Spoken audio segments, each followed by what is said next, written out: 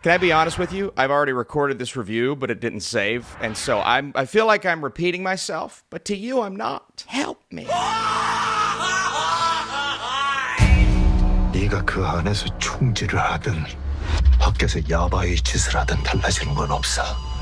3 years after winning Squid Game, player 456 gave up going to the States and comes back with a new resolution on his mind. Gi-hun once again dives into the mysterious survival game, starting another life or death game with new participants gathered to win the prize of 456 billion won. You got new characters, returning characters, but also this instilled fear in me that this is only being made because the first season made a lot of money. Of course, that's going to be the case, and I'm not saying that is the case with this season of television, but that's on everybody's mind, right? Yeah, they had to recapture the magic, but can they do it? And my simple answer to start this review is, yeah, they kind of do. Now, do they recapture it in the exact same way? While it may feel like that on its surface, because we're going back to the games, we're playing the games again. Heck, we even have some similar characters to the first, and one character who's literally been there and done that. But that could also make for a very interesting experience with our title character, because he's not going back to play the games again and have some fun. He's this fun-loving guy in the first season, then he starts to realize how high these stakes actually are. Now, everyone here is desperate, obviously, because of the financial situation that they are in, and they technically agreed to be here, even though nobody knows what's actually up. But this time, player 456 is here because he wants to kick some ace. Watch your profanity. Now, this isn't a spoiler, is trying to take down the whole operation. And so there's a different mindset this time around. And you see it with the first classic game, red light, green light. No, all the games aren't the same in season 2, but you're seeing how this is playing out in game 1. And he's trying to tell everybody, hey guys, hey, I've been here before. We're all gonna die if you don't listen to what I have to say. And some people are like, this guy's a little kooky. What's he talking about? But then they quickly realize, oh no, he has been here before. And so it's that withered mentality of we're going to make it through this time around, and we're going to take some people with us, or I am going to lead everyone to victory. Now, obviously, that's the mindset in season 1.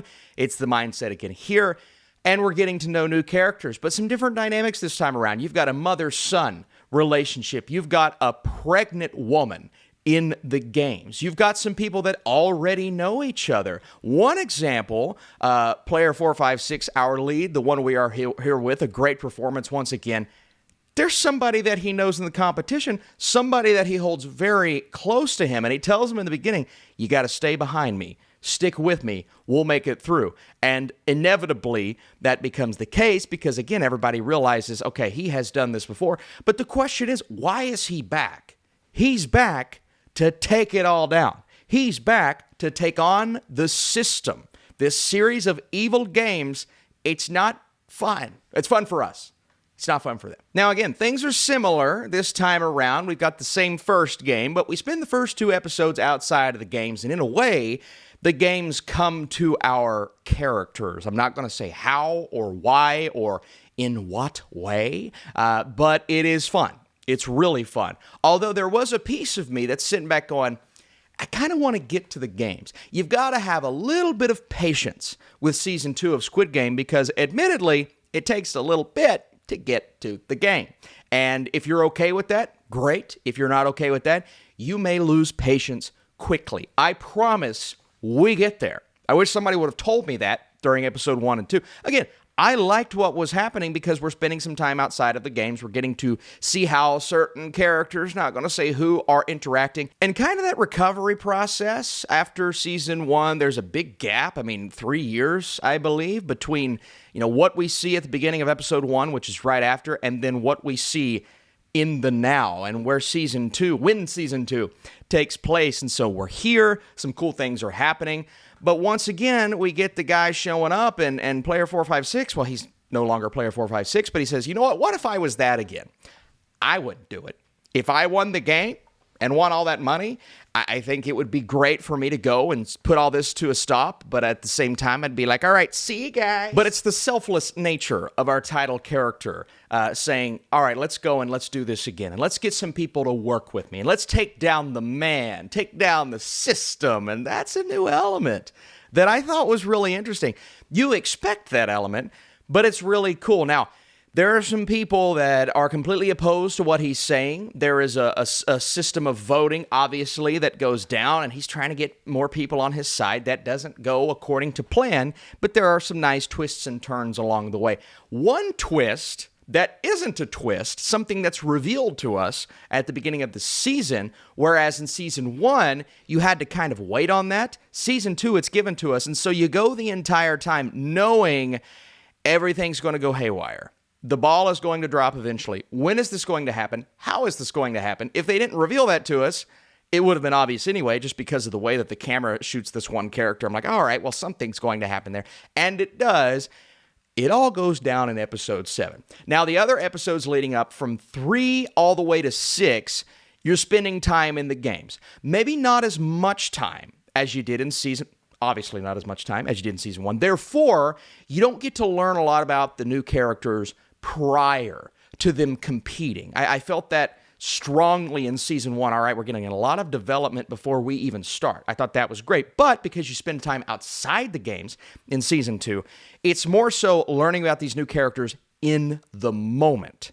You have to see how they act and react. And with a mother and a son and a lot of people that know each other and characters that are forming groups, to see how they act and react in the moment, kind of like the first, but in a different way. We're learning about them in real time, which was great. And I thought they did a nice job of giving us 3 episodes of here's who these people are. Not everyone's going to make it. You grow to like some people, you grow to hate some people, but when anyone dies, it's fascinating because you never know who's going to go next. That's the beauty of Squid Game. Season 1, obviously, one person made it out, so everybody died. In season 2, we're trying to figure out, is everyone going to die? Are there going to be, some people left? Is there going to be a group of people left? Who knows? And I say who knows because I'm still sitting here like, what's going to happen? Because season 2 ends on the biggest freaking cliffhanger I have ever seen. Episode 7, it all goes down. The plan, coming together. The games are still happening. I'll talk about the games here in just a second, but it all goes down. And then you're left like, what's going to happen? I can't believe they just did that. What's going on? And then it ends. And I got chills just thinking about it. I'm like, what? Why? And so if you're an impatient person watching this, you may struggle in the beginning. If you're a person who wants immediate payoff, you're going to struggle in the end. And so I feel like season 2 is going to separate itself from a group of people who want very specific things, and they're not going to get that in season 2. I do think it's a little more epic. I think it's more grand scale. The new games are entertaining after Red Light, Green Light, approaching Red Light, Green Light in a very different way this time around because you got a guy who's been there and done that before, and this time it's like, hey, guys, here's how we're going to live. The new games are pretty cool. I feel like everyone's going to have their favorite, but I thought the merry-go-round game was fascinating.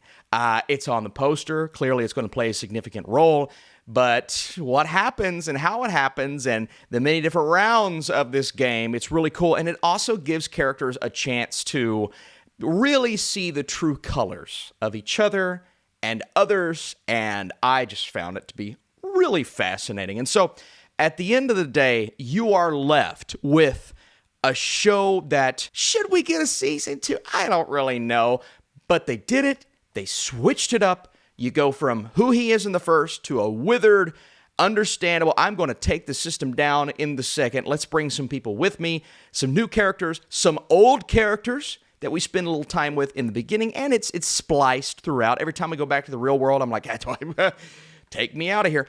But everything that we got in season 1 is still immaculate. The production design, the set design, the colorful world that we are living in, as evil as it is, it's still beautiful to watch. I know that sounds weird, but it's true. And depending on how you feel about the beginning and the end, if you're able to get past that and see that we've got a season 3 coming soon, the next batch of episodes is coming out this year, folks. I believe, at least. So that should kind of get you through it. have you looking forward to it, but at the same time, it's like, man, I need some sort of payoff. And you do get somewhat of a payoff. But when I say cliffhanger, I mean, should I talk about that cliffhanger in a different video? Should we talk spoilers? If you drop a like on this video, if I get enough likes, we'll talk spoilers. If I get enough likes, we'll talk about the ending, because the ending is something you almost have to talk about with Squid Game Season 2. And we look forward to Season 3. That's where we are. If you guys like these Netflix reviews, subscribe to this channel. We're doing them every single week. And if you just missed it, I did my top 10 Netflix movies of the year. I'm doing my top 10 Netflix series of the year very soon. Season 2 elevates the stakes, adds numerous new elements and dynamics, and manages to recapture the magic in a different way. The formula is similar, but the new additions to this cast will make it feel distinct. This batch of episodes is somehow even more epic than the first, but it's also a little more frustrating. Depends on how you see it. Thanks so much for watching. Hey, at least it wasn't the same exact thing. So that's pretty cool. I'll see you soon.